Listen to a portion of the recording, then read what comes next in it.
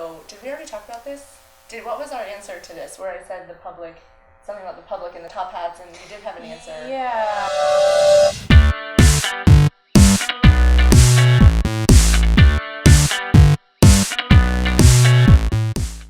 Hi everyone, my name is Tami Schlichter and I'm the founder of the U.S. Aerial Championships. Today we are sitting down with Anna Thomas-Henry, our Silks champion from the 2015 championships. You can find Anna's winning routine on the U.S. Ariel YouTube, and also the live stream is still available on upa.tv. So check it out.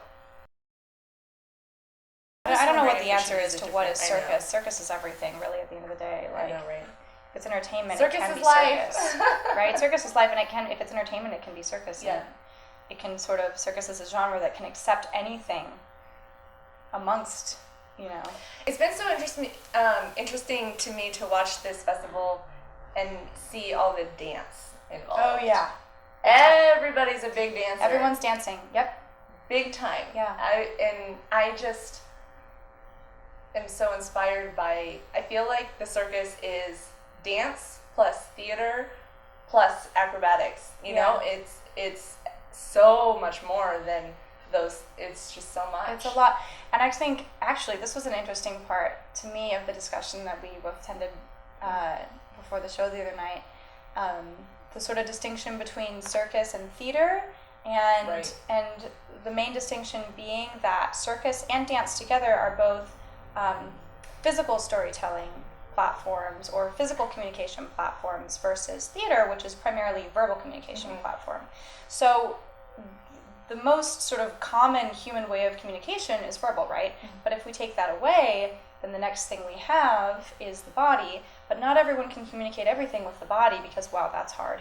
So we need to access as many different options as possible. So we bring in dance so that we can communicate in a way that maybe acrobatic technique doesn't quite get to, right, or restricts a little bit. Yes.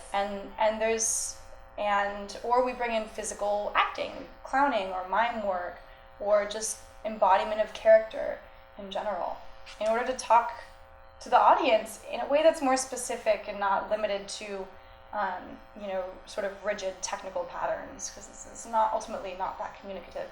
Yeah.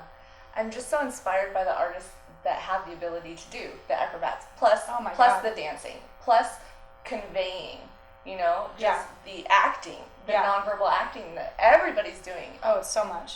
It's just amazing. Yeah. And I feel like circus performers, even when you say circus performer, in the general public, it's just kind of a negative phrase or something. A negative, or it's like, oh, it's just an athlete, or it's just an acrobat. Yeah. And that's, it's true, it is athletes and acrobats. But plus, the cool thing about what's happening all over the place right now is that the public knows about the performing arts. And we have this massive contingency of performing arts on television now. And the audience knows the difference between someone who is a solid performer and someone who is not getting their attention. At this point, we all know. Yeah.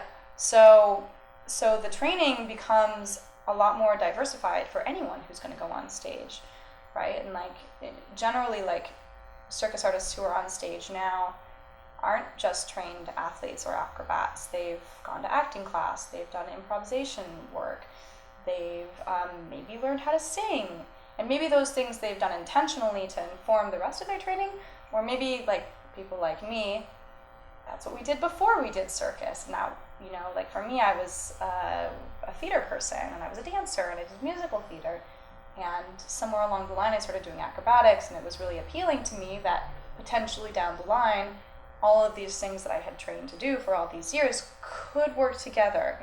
And that maybe even if I switched over to circus from musical theater, I didn't have to leave it all behind, I could still use it.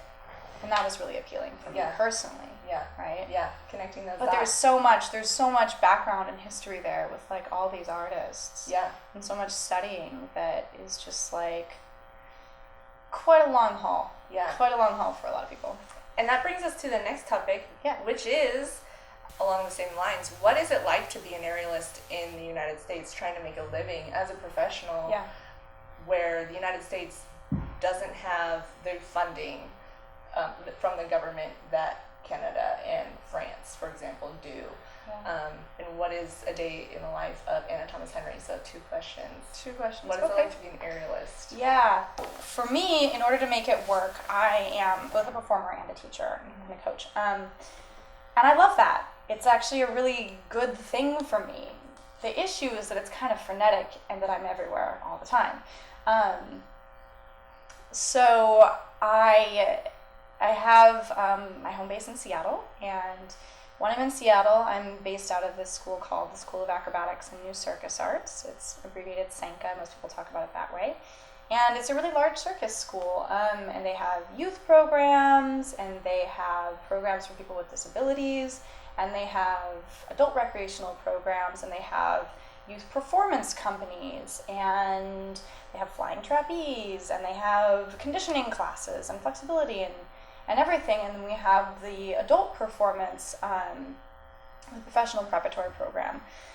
So it's this massive place, and I spend most of my time there because I work there. So if I'm not working, teaching, then a lot of the time I'm spending training myself. And when I'm there, I have some coaches that I'll work with sometimes still. You always have to have them for new information. And personally, I get a little bored of myself, so I like to work with coaches and friends. Yeah. So when I'm in Seattle, I do a lot of teaching, and at the school there, I'm the, actually this year, since I won US Ariel, I was made the principal coach for the professional program there for their aerial division. That's great. So yeah, it's been Congratulations. really, thank you.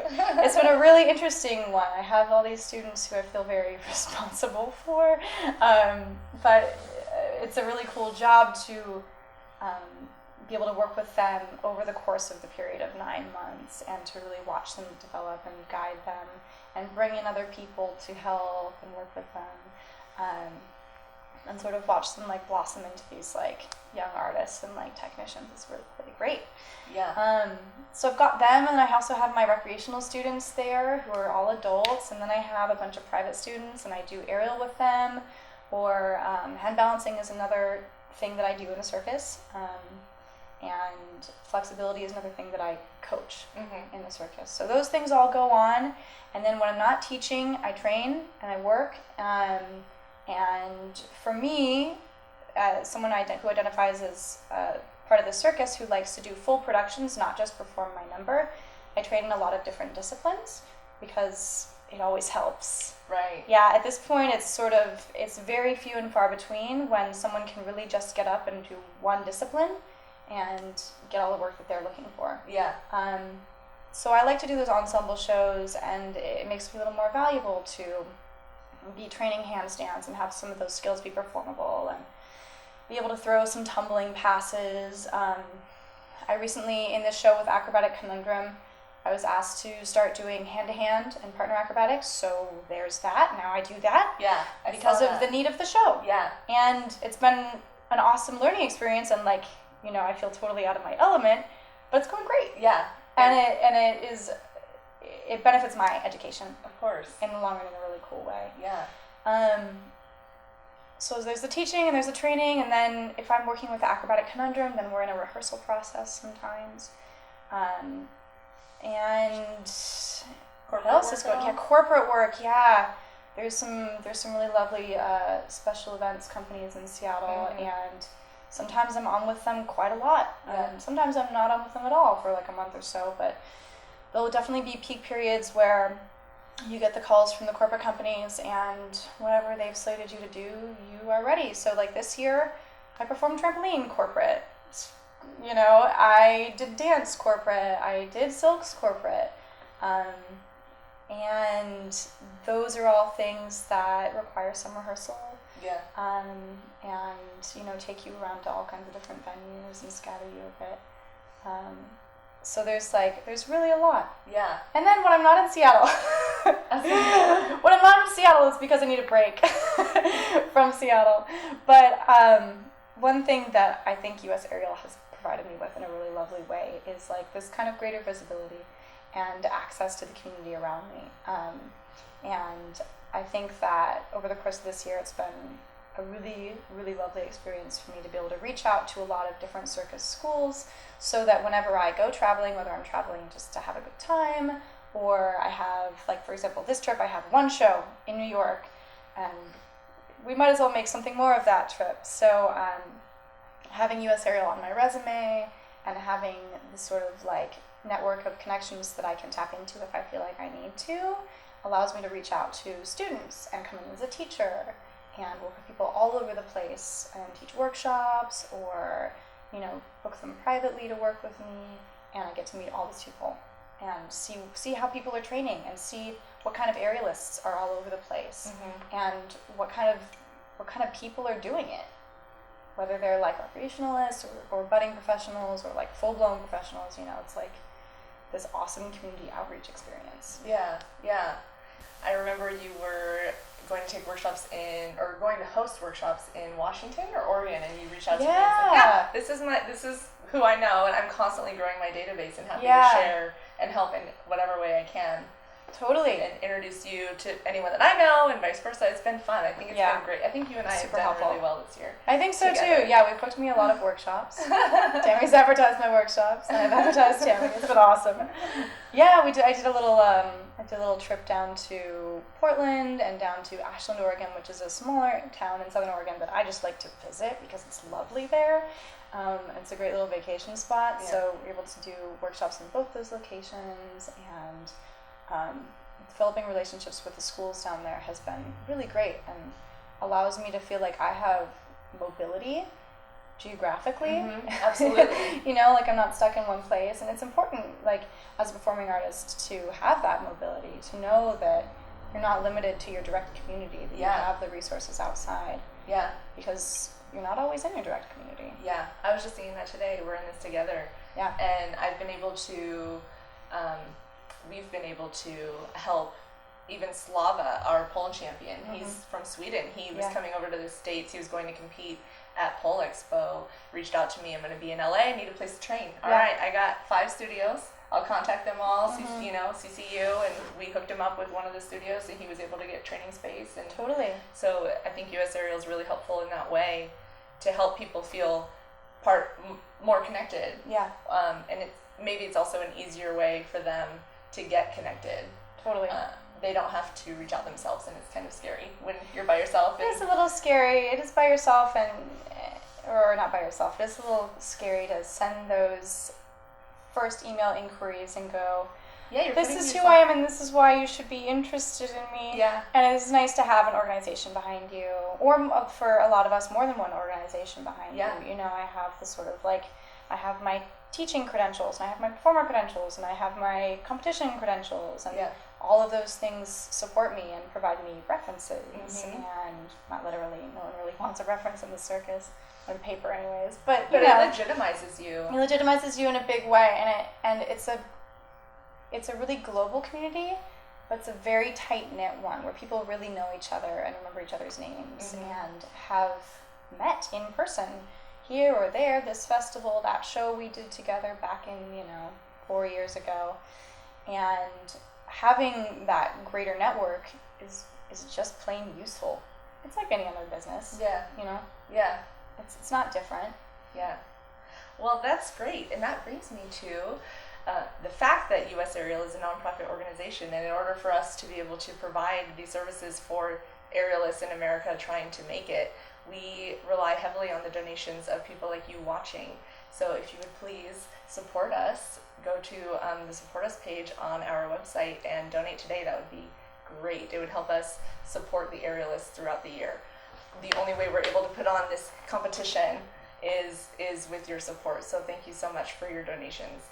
Also, I wanted to talk to you about expanding. So right now, US Ariel is Pole. Well, when you were with us, it was Pole Silks and Lyra. Now we have introduced new and innovative apparatus. Totally. With the collaboration of Samuel Roy from Circus Casting. And in the future, in 2017, I want to add trapeze. So we're really excited about hopefully expanding in the future. I'm totally into it. Yeah. It's an important move, and it's gonna be an inclusive action, Mhm. you know? Mm-hmm. I want to take a moment to thank our sponsors. First, our video sponsor, UPA.tv, supports us year-round in filming these videos, and they also film the live stream for the U.S. Aerial Championships and host it on their website year-round for you to watch for free. So thank you so much to UPA.tv. Thank you to our Lyra sponsor, Aerial Animals, our pole sponsor, Lupeak Pole, Silk's sponsor, Hetty's Fabrics. Thank you to our grant sponsors, Aerial Arts Santa Cruz, Viva Vitamins, Womack and Bowman, and Body and Pole. We still have room for a new and innovative apparatus sponsor, and several grant sponsorships are available. If you want to become a sponsor, contact us on our website, on our sponsor page, and we would love to have you on board. Anna, thank you so much for coming over and filming and interviewing with me today.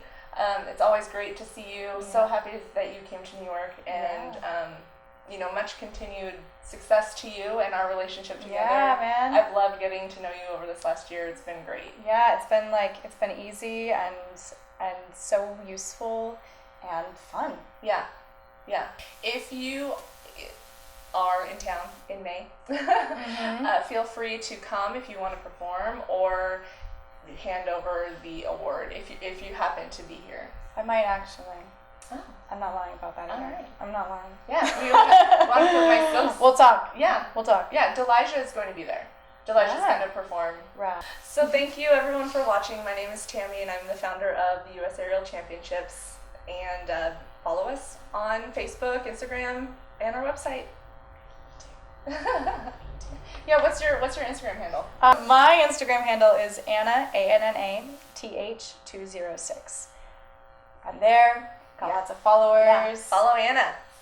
Hashtag we're done. Good job. Yay.